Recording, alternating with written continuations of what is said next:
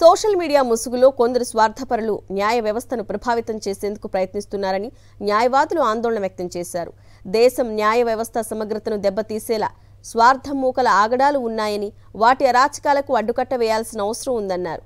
ఈ మేరకు సుప్రీంకోర్టు ప్రధాన న్యాయమూర్తికి 600 మంది న్యాయవాదులు రాసిన లేఖ సంచలనంగా మారింది.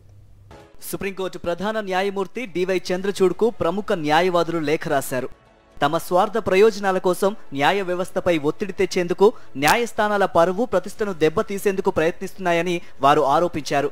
సిజేఐకి లేఖ రాసిన వారిలో సీనియర్ న్యాయవాది Harish Salve, bar council of India chairman Manan Kumar మిశ్రాతో పాటు ఆదిత్ అగర్వాల్, చేతన్ మిట్టల్, పింకీ ఆనంద్, హితేష్ జైన్, ఉజ్వల వార్, ఉదయ్ హెల్లా, స్వరూపామా చతుర్వేది సహా దేశవ్యాప్తంగా 600 మందికి పైగా న్యాయవాదులు ఉన్నారు. కొందరు లాయర్లు పగటిపూట రాజకీయ నాయకులను సమర్థించి రాత్రిపూట మీడియా ద్వారా న్యాయమూర్తులను ప్రభావితం చేయడానికి ప్రయత్నిస్తున్నారని ఆరోపించారు న్యాయవాదులు.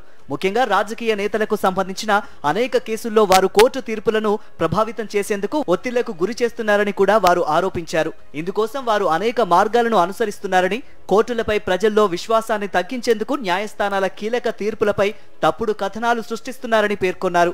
కోర్టు నిర్ణయాలు తమకు అనుకూలంగా రాకపోతే వెంటనే బహిరంగ విమర్శలకు దిగుతున్నారని లేఖలో పేర్కొన్నారు. సోషల్ మీడియా వేదికగా స్వార్థమూకలు చెలరేగుతూ ఉండటాన్ని సిజేఐకి రాసిన లేఖల్లో గట్టిగా ప్రస్తావించారు న్యాయవాదులు.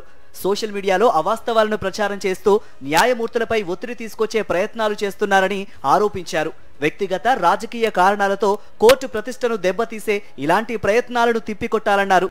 న్యాయస్థానాల కోసం నిలబడాల్సిన సమయం ఆసన్నమైందని పేర్కొన్నారు. ఈ లేఖను మార్చి 26న రాసినట్లు సమాచారం.